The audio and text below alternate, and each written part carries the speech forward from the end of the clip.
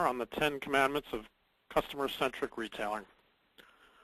As organic growth and physical expansion has slowed, retailers are increasingly focused on improving their customer experience to strengthen their relationships with their top customers. A recent report from Aberdeen Group pointed out that sustainable retail revival will require a significant shift in the retailer's mindset for overhauling a customer's destination shopping experience, personalizing marketing outreach during every stage of the sales process. We've got some great content for you today. We'll provide insights and real-world examples of how leading retailers are increasing spend levels and visits from their most profitable customers. Before we get started, I want to cover some housekeeping items and frequently asked questions regarding our webinars. For those of you that are on Twitter, you can continue the dialogue around this webinar. You can do that at Customer-Centric RT. Follow the hashtag on the screen here. Today's presentation is slated for about 40 minutes, and we'll leave time at the end for questions and answers. We invite our audience to submit questions, and you can do that right in your GoToWebinar dashboard. Type in questions as they come to your mind, and then we'll address those at the conclusion of the presentation. Some other housekeeping items. Today's webinar is being recorded, and all attendees will receive an archive link to the presentation so you can go back and review or share with your colleagues.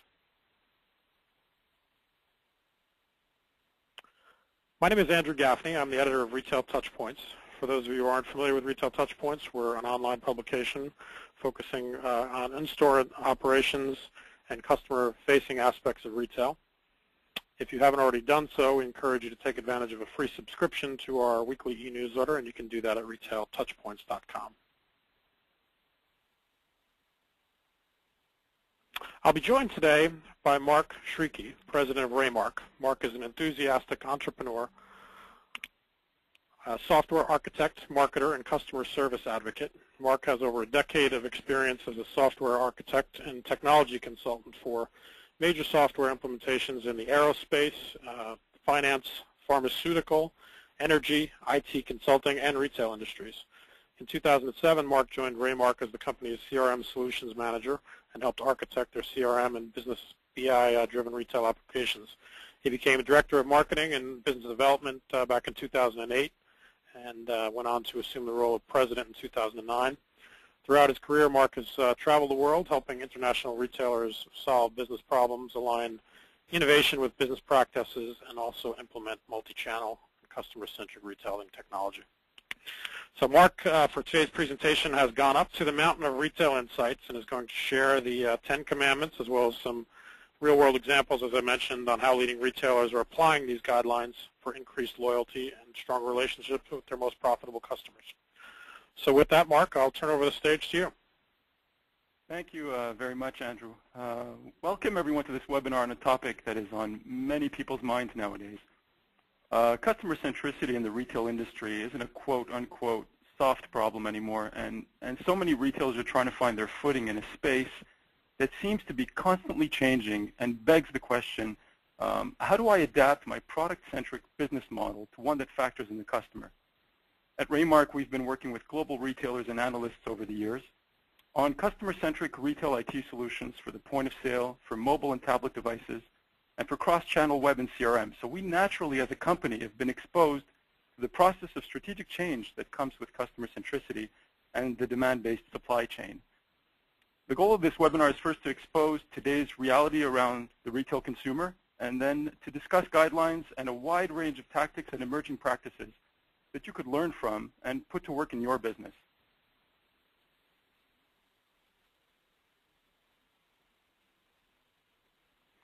Let's start by profiling today's consumer. It used to be that retail was a bit like Cheers, where everyone knew your name. But since retail has become a mass market over the past decades, consumers have responded in a strong way to being treated like statistics.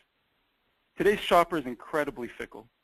One of our partners in the retail space eloquently described the challenging issue of loyalty when he once told me, if you want loyalty today, get yourself a dog. But all jokes aside, retailers have to be proactive about the new realities of the consumer. He or she today is in complete control of the shopping experience and is very demanding. Consumers today live a digital lifestyle at home and on their mobile phones or tablets, So they have instant access to online communities, peer reviews, information about your brands and products. They're also rapid multitaskers. In the space of just a few minutes, they'll have browsed products, put together outfits, compared prices, obtained feedback from their friends on Facebook and Twitter, completed their order, and paid. They live in the fast lane, and they expect retailers to have their act together when it comes to quickly delivering information and service, and they demand that their time not be wasted. We're also seeing the emergence of the creative, right-brained consumer who seeks self-expression and who increasingly wants to contribute ideas to a retailer's product designs. We'll look at some examples later on of retailers that have responded to the demands of crowdsourcing. Let's look at the reasons why we lose a customer. In 14% of the cases, the customer is dissatisfied with the product or service and decides not to return. At 9%, we'll lose a customer to competition. At 5%, our customer is influenced by friends and peer reviews to shop elsewhere. In 3% of the cases, our customer simply relocates. And in 1% of the cases, our customer goes through another type of relocation. In 68% of the cases, which represents the #1 reason for losing a customer by a huge margin, is that we simply and sadly forget about her. There's no question that building loyalty is hard work, yet evidence shows that it's worth every penny and every minute spent on it. There's a lot of wisdom in the guidance that says that you should hug your customers. If there's only one concept that you take away from this presentation, let it be following up with your customers. Acquiring a customer can cost 5 times more than satisfying and retaining a current one, and the profitability rate tends to increase over the life of a retained customer. From a retailer's perspective, the goals of customer centricity are universal, and they don't change because of the arrival of a new technology or the new meandmyfriends.com social network. You should avoid the quote-unquote Me Too trend, or I'm going to do it just because everyone else is. Even though there's a ton of stuff going on that's very exciting, keep in mind that technology is a facilitator for consumer behavior, and any action you take should be somehow tied to one of the following goals: increasing loyalty, increasing new customer acquisition, higher visit-to-purchase conversions, increasing the ticket size, or optimizing marketing and customer engagement costs. One of our partners at Microsoft said to me the other day, hey Mark, if you're going to show the 10 Commandments, make sure you show them on tablets. I have to thank him for the brilliantly suggested imagery because what I'm showing here is a set of principles that essentially are timeless in nature, yet that are adapted to today's retail world. I don't expect everyone to read them all on this slide. I'll be diving into them one by one. But with each one, I'll present the underlying principle as well as existing and emerging tactics that we see being successfully employed by retailers today. The idea is for you to get enough information so that you could select options that will work well for your business. Knowing your customers really is the first step in building loyalty. You essentially can't hit a target that you can't see. In order to get the much desired 360-degree view of the customer, you have to naturally be proficient in data collection at every touch point. Retailers are seeing success in going beyond learning from point-of-sale transactions. Companies are looking at key data elements from CRM, clienteling, customer service, web analytics, kiosks, social media, and much more to make better decisions. The idea, of course, is to sift through all the multidimensional and multi-channel data collected using business intelligence technology. Detailed profiling and segmentation are key strategies here. The traditional yet effective means of segmentation by way of transaction-driven recency, frequency, and monetization have a tremendous amount of value. Questions like, who are my best customers? Which customers respond well to discounts? Which are the best performing channels and segments are important. However, retailers are seeing success in digging deeper into the data and adding other dimensions that are specific to their business and customers. Cosmetics retailers, for example, are incorporating information such as skin types and aging concerns. Workwear apparel retailers consider detailed information about occupation and usage of products. retailers are seeing success in using data trending and predictive analytics technology to discover hidden trends in customer or product categories and to focus customer lifetime value, for example. The goal, of course, is to transform insight into action by starting up or adjusting marketing campaigns and customer engagement workflows. The learning process is also important in optimizing marketing and customer service spending by deviating it over to better performing assets in customer categories or campaigns. At Raymark, we help retailers solve many of these challenges using our customer relationship management for retail solution. Based on the Microsoft Dynamics CRM platform, it allows chains to gain insights into deep analytics and to automate multi-channel customer engagements using intelligent personalization. If you follow the guidance of David Bach's book, The Automatic Millionaire, you'll learn that success comes from automation. Naturally, the book has nothing to do with retail and is largely about the benefits of automation in personal finance. But the key message is that automation gives consistency and continuity to execution and leaves no room for error or forgetfulness. If you want proper follow-up in retail to combat customer neglect, it has to be automatic. Retailers such as Amazon.com and eBay have seen success largely due to their investments in understanding customer workflows and in using technology to automate their responses to them.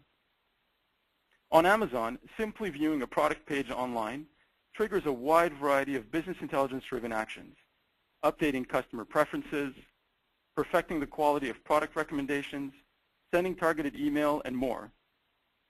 The goal with this concept is that a retailer needs to understand the way that consumers interact with it at every channel and to figure out which actions need to take place inside of those flows. Actions could be triggered by an event, such as a purchase in-store, an online product page view, a customer service call, or a returned item, or they can be scheduled to occur nightly, weekly, or monthly. As an example, let's consider the following sample workflow. You monitor the transactions at the point of sale, and you capture the sale of brand X jeans. You then trigger a 10% off email coupon to the customer, of course, after you validated that email is her preferred method of communication, for a set of brand X shirts and other accessories, but only if your customer is a Tier 1 spender. You capture and update the campaign response in the resulting sale, and you optionally engage in a child workflow, which could be to send another follow-up email or update your business intelligence data store. Now, workflow actions could be to communicate with the customer, to update an IT system, or to alert or schedule tasks for select departments or individuals, such as sales associates or customer service agents. With respect to effective customer engagements that offer a good return on investment, here are two tactics that are proving to show excellent results. The first one is to create a sense of urgency and exclusivity. Beyond the Rack is seeing success with its members-only online shopping club, where designer fashions are offered at discount prices within a limited time window. Other shopping clubs and discount engines like Groupon are also seeing success because they engage customers with something that is not only exclusive, special, and community-driven, but that is also scheduled and actionable. Retailers for many years now have been offering time-limited offers to their customers, but the call to action now is to integrate a sense of exclusivity, such as the one achieved by private online clubs and community connections to the process. The second tactic hits again on the key concept of follow-up and workflow. There are documented statistics that show that more than 50% of e-commerce carts don't make it to checkout. There could be many reasons for that. E-shoppers could be using the cart as a bookmarking tool. They could be just trying to estimate shipping costs, or they're simply suspending their transactions for later. Regardless of the reasons why this happens, I'm sure that everyone will agree that a lot of money is left on the table with abandoned carts. It's important to follow up with a customer that has left a cart behind, or at least to incorporate the contents of the cart in future offers and recommendations. The same could be said about clothing that doesn't make it past the fitting room in a physical store. When that happens, you clearly only have a sizing issue to resolve, and you should follow up on it. The key takeaway here is to understand your customer's buying process, to collect the data that represents it, and to follow up diligently. Consumers, whether they know it or not, expect you to do your homework on them and to provide them with an intelligent and personalized shopping experience that saves them time. Strategically placed widgets that show customers who bought X also bought Y, or product suggestions based on their purchase history, are keys to cross-selling and increasing the mean basket. Pioneers in this practice like Amazon have been followed by many retailers over the past decade, so the practice is well known by now. However, the key to making this strategy work is that it has to be present at all channels for the consumer to use, especially in the store, which we'll discuss later. When it comes to personalization, we're seeing a huge trend in customers who want to put their personal touch on the things that they purchase. Nike ID allows customers to design their own shoes and sportswear. Threadless built its entire business on crowdsourcing and customer creativity in its t-shirt designs. Your customer is very creative. See if there are ways you could leverage that to engage her better in your business. One final insight before leaving the topic of multi-channel customer engagements is that data shows that a multi-channel customer spends 3 to 4 times more than a single-channel customer. So that pretty much tells you that you should be investing time and energy in optimizing the cross-channel experience to enable healthy increases in repeat business. I was talking with one of our partners at Microsoft a few weeks ago about store experience, and he said something that was very interesting. He said, customers have all these wonderful experiences using digital, web, and social media when they're at home, and when they get to the store, they hit a brick wall. That is so true. I call it the phenomenon of hitting the brick and mortar wall. In so many cases, customers meet with the absence of technology in the store, especially when speaking with sales associates who simply don't know them. In most retail scenarios, it makes a lot of sense for sales associates or service consultants to be equipped with technology to quickly access customer information. This naturally leads to an informed, efficient, pleasant, and even profitable sales engagement. With access to a customer's purchase history, preferences, and targeted recommendations, the sales associate can quickly hit the right notes to complete and even augment the sale. Once the customer gets to the cash, even though there might still be an opportunity to ask, would you like fries with that, the game is essentially over. Raymark's clienteling solution empowers sales associates, beauty artists, service consultants to engage with customers on the store floor by using a tablet or touchscreen device, a mobile handheld, a kiosk, or the POS machine itself. Built on Microsoft Silverlight technology and sporting a modern and attractive look and feel, it enables users to look up detailed customer information, history, custom attributes, and permission marketing opt-ins. And it provides tools for deep profiling and suggestive selling, and it manages the scheduling of appointments and associate tasks.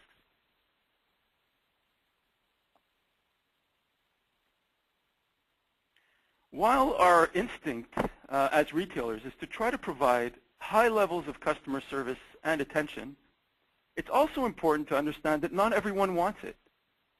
The phrase, "Thanks, I'm just looking," is a reminder that today's consumer likes to be in control and doesn't like to be patronized with limited knowledge about her. When shopping at home or on a mobile device, consumers are entirely self-serving and are quick to make purchases. The comfortably introverted consumer shouldn't be neglected, and to follow up on the previous slide, it's important for retailers, whenever possible and applicable, to provide digital media in the store, such as a kiosk or even the consumer's own smartphone, for product and inventory browsing, wayfinding or access to planograms, personalized offers and recommendations, account access and peer reviews, and even self-checkout. Large book chains, such as Chapters Indigo in Canada, are seeing success with their kiosks and players in other verticals are finding innovative ways to utilize digital displays and on-site computing to optimize self-service and the overall shopping experience. Kiosks are also a great way to do off-site retailing. Best Buy's vending machine-like kiosks at airports are available for people who want to buy cell phone chargers or other small-sized electronics. If you're a retailer, the advice that says be on Facebook has to be the fastest growing cliche in the history of the world. You've been hearing it repeatedly since 2007. However, the advice was just as good then as it is today. Today's retailers simply can't ignore the benefits of participating in online community conversations on Facebook, Twitter, Yelp, as well as other prominent social networks and the blogosphere. Zappos and Whole Foods are prolific tweeters and bloggers who are sharing their opinions and connecting with customers. Barnes & Noble has a community site that includes a book club, and 1-800-Flowers sells through its Shoplet store on Facebook. With respect to social networking tactics, retailers generally build fan pages for brands or products, and where applicable, they'll build and deploy customer experience and or commerce applications to promote social shopping. It's not uncommon for retailers to put out a wide variety of social media content about brands and products on Facebook, and to then track the number of likes that get generated. If you're not yet on Twitter, common advice is to hire a twintern. A twintern is a term that has emerged to mean an intern that tweets and participates in online conversations for your company. Also, product overview and how-to videos that are strategically placed in an online shopping cycle have shown to give important boost to increasing conversions. This is a key strategy for Sony Ericsson. YouTube really is your friend, and you should be making good use of it. Understanding, tracking, and leveraging customer-to-customer relationships is also important in building a customer-centric retail business. Online social shopping with friends and family is a growing trend, and the gift market is not one that could be ignored. Retailers such as Wet Seal are seeing success in enabling customers to publish their wish lists and assemble outfits to their friends. Other retailers in the jewelry vertical, for example, track spousal and romantic relationships so that they can market offers to spouses on key dates such as anniversaries, birthdays, or holidays.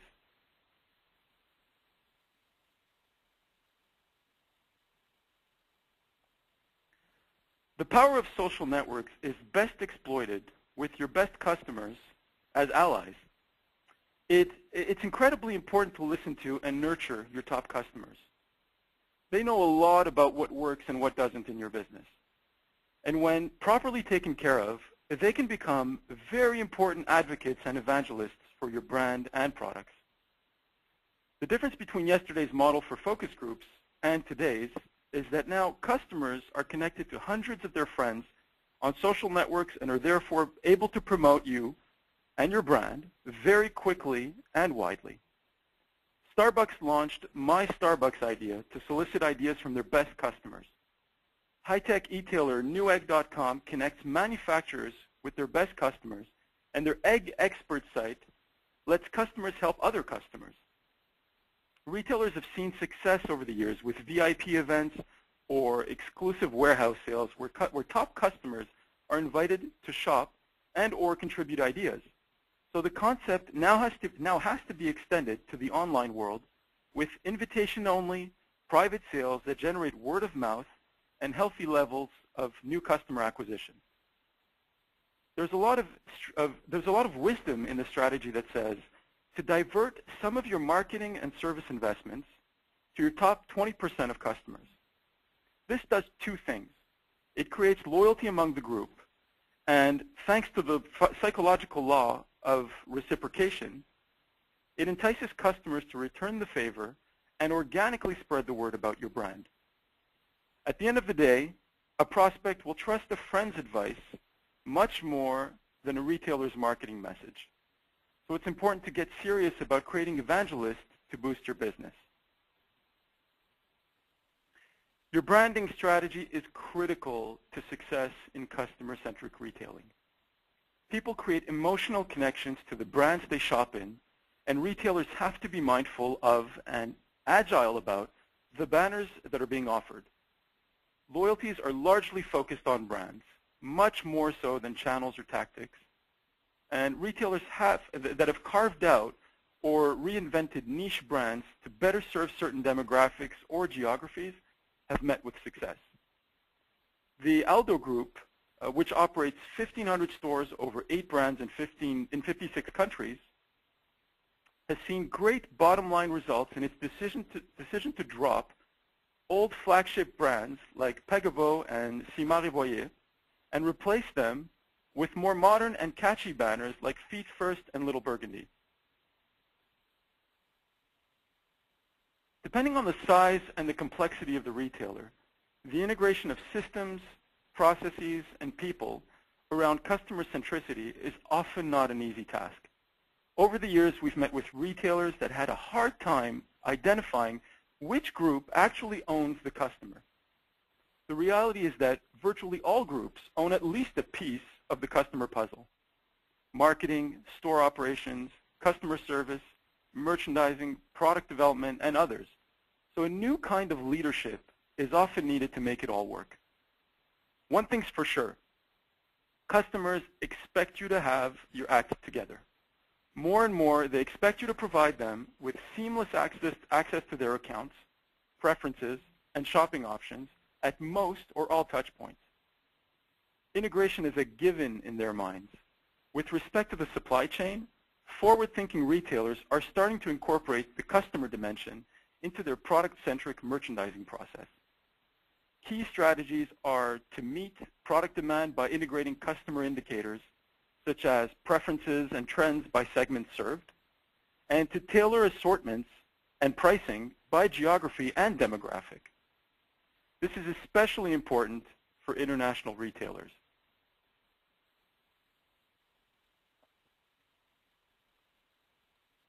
Ladies and gentlemen, the mobile revolution is upon us, both in the store with our workforces and with the consumers we covet. On the business side, mobile POS for speedy line busting and clienteling for connected customer engagements are becoming important components in forward-thinking and consumer-oriented stores. From an IT perspective, the benefits of lightweight mobile computing in the store are clear. The computer moves towards the shopping experience and enhances it, and not the other way around. Handheld devices are easily replaceable by plug-and-play backup units if they ever break down, so shoppers don't have to go through significant interruptions in service when computing failures occur. On the consumer mobile side, on iPhone, Android, and now Windows Phone 7, we're seeing a ton of innovation and exciting things happening in the industry around us today. If you're new as a retailer in the consumer mobile space and you're looking to walk before you run, then having an m-commerce-friendly site is your first order of business. The technology needed is very close to that of your standard e-commerce web store, with main differences being that functions should be simplified and the user interface should be adapted to the smaller smartphone display. Today, retailers are connecting with their consumers on mobile phones around couponing, promotions, and item recommendations, either through standard text messaging or rich applications.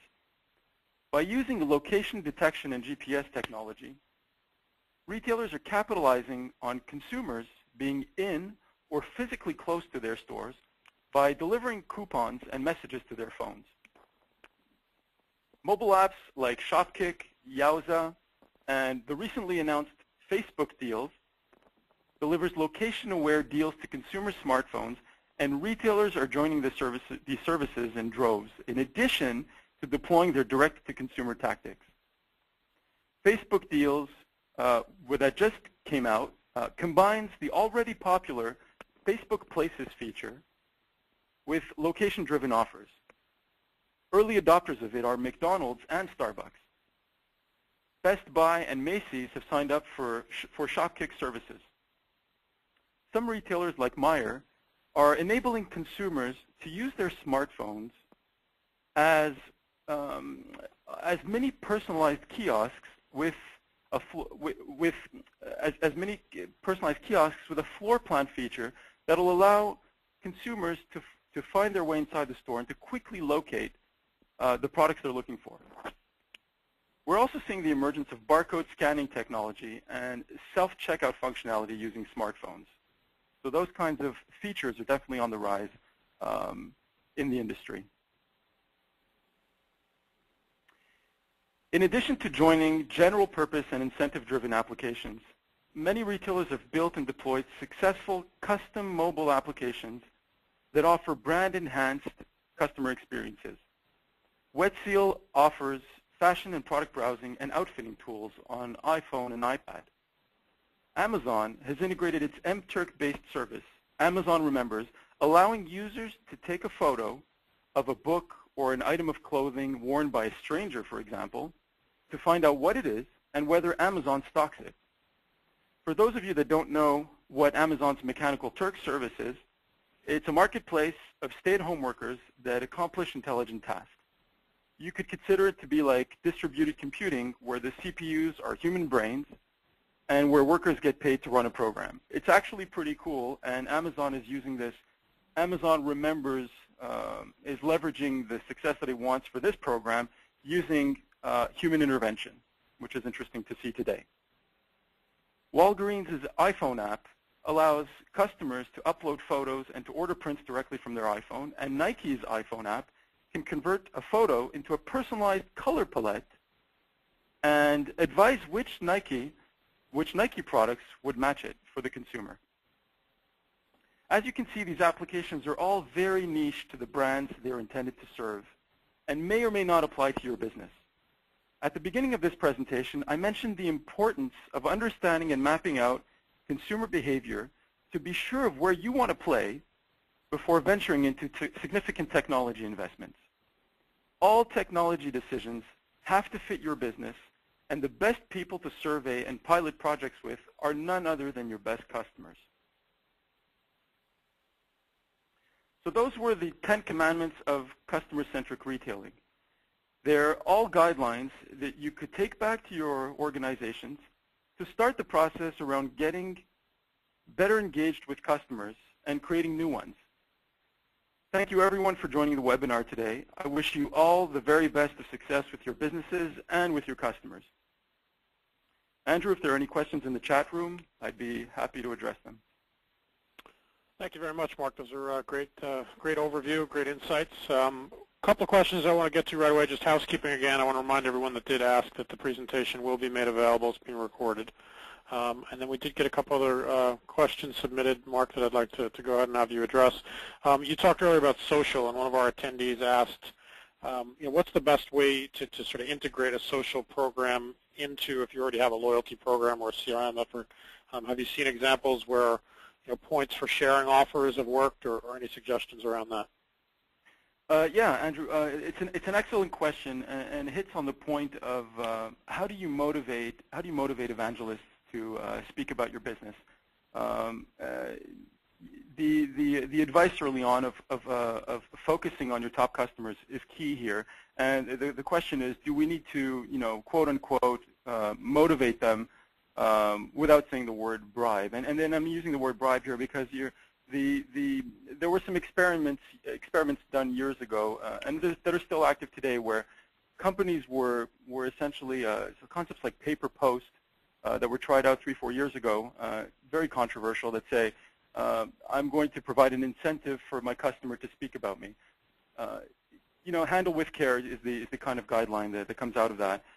There are ways of motivating a customer to, and simply nurturing them works very well, to motivate a customer to speak about you within social media context. And retailers don't need to go in every direction to force that.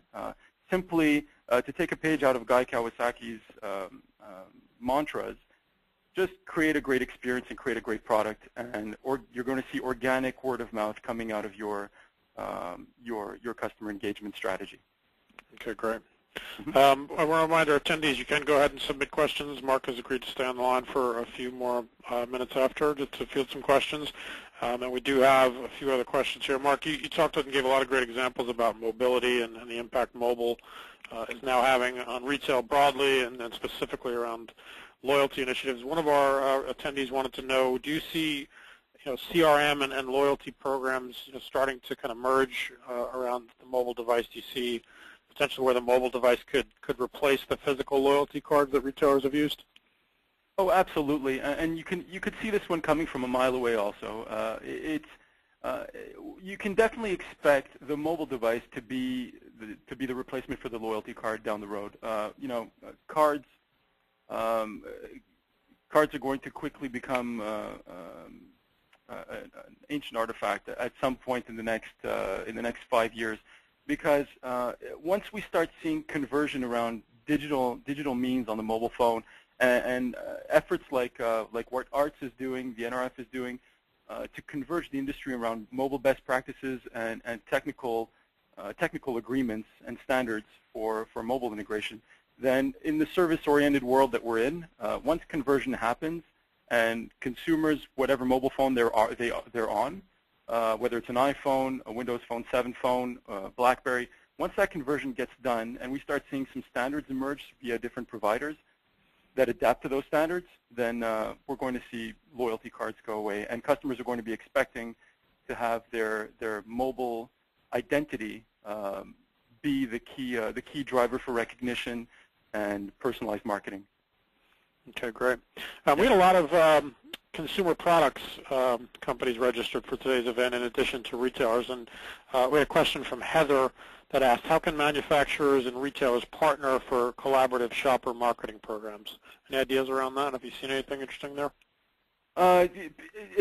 People are trying to work better with their vendors, and all sorts of IT kind of gets in the way. IT and existing business process gets in the way, but we're seeing a lot of handshaking being done between vendors, manufacturers, and retailers to get to better customer centricity, and they'll be able to, when it comes to merchandising and assortments and availability of products, agreements are being made along the lines of direct, almost there are relationships where you just kind of get out of the way and do manufacturer direct or vendor direct, say drop shipping over to a customer, or in the case of Newegg, as I mentioned to you before on previous slides here, that manufacturer to consumer direct customer service is also an agreement that is being engaged. So definitely from a merchant, there are some tracks that are being started.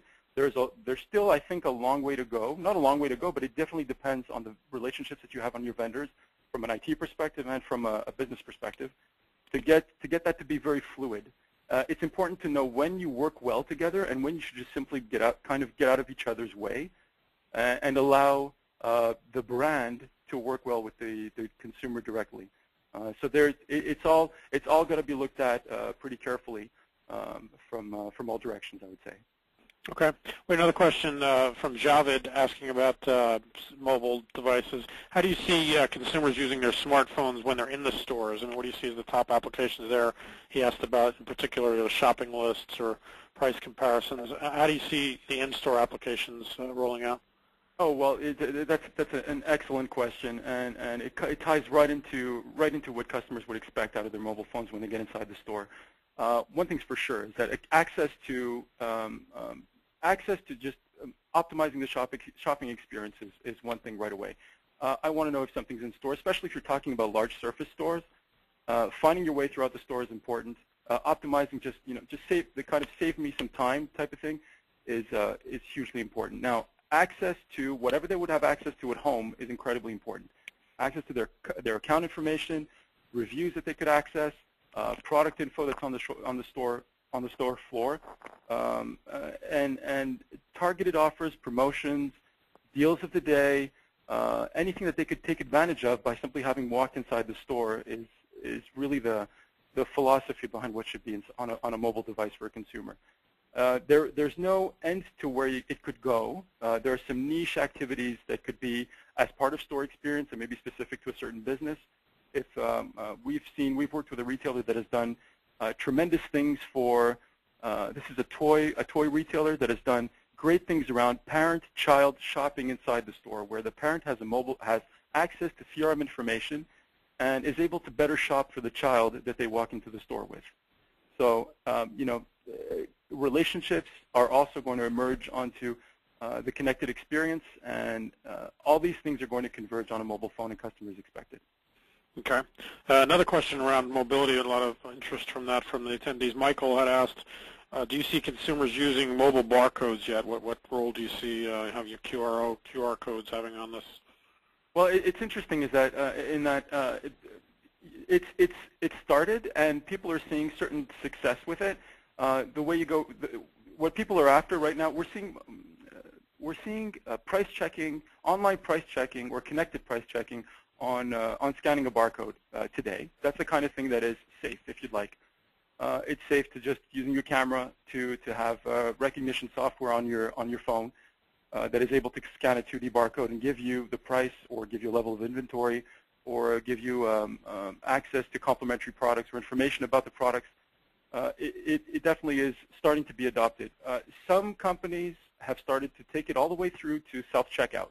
It's a trend that has other ramifications around mobile payment, and can you really complete the checkout experience on your mobile phone with that in a manner that's fully secure, that completes the shopping experience, something that prevents you from or that doesn't oblige you to have to go to the cash and be in long lineups to do this stuff, is emerging. So we're still in the experimental phase, is what we're seeing across in the industry today. But some retailers have definitely started with doing something about the technology that's emerged around barcode scanning, and it's going to take off in the next year or two for sure. And customers are going to be expecting it also, as large retailers adopt the technology to do interesting things with it. Okay. Going back to social media, we had a question from Nick asking, how can and should retailers use social for listening, measuring customer feedback? Is that a big part of the whole customer centricity initiative as well? Absolutely. Being in on conversations. The problem with we're at the point today where it's easier. Well, in some ways, it's easy to put some people on it. Now, what some retailers are trying to think about today is, how do I automate that process? How do I get how do I listen to conversation and try to gauge feedback that comes from that? The process has been simplified by the social networks by providing you with likes and key API type data pieces that you could collect to bring back to your business. So right now we're at this middle stage in the space of technology where, and we've seen there are some emerging technologies that there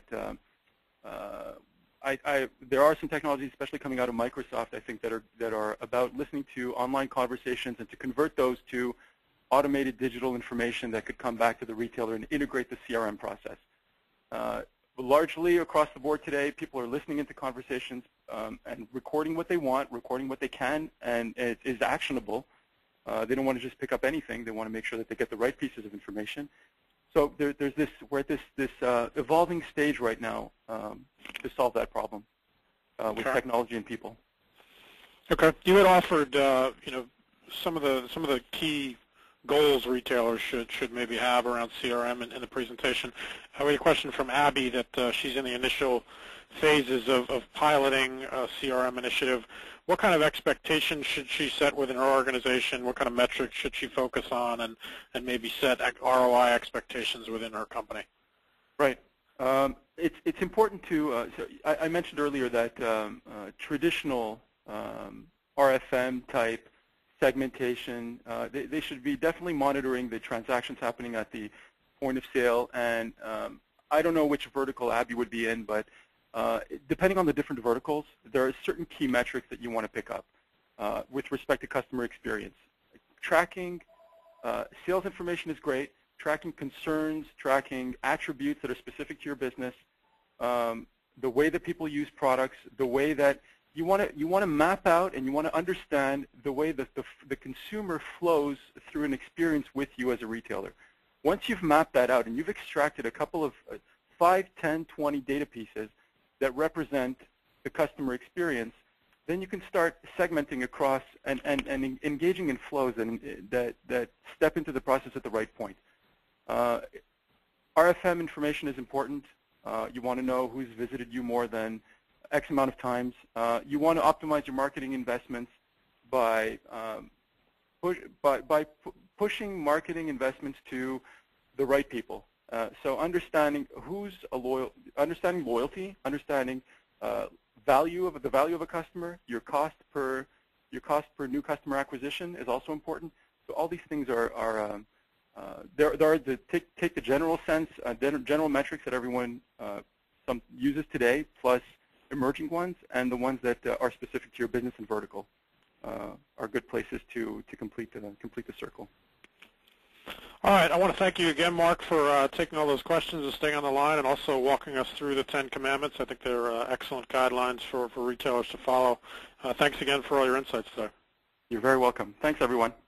Thanks to all of our attendees for tuning in and staying with us today. And a reminder that today's session will be recorded. You'll be receiving a link to it, so you can go back and review it again and share it with your peers. So thanks again for joining.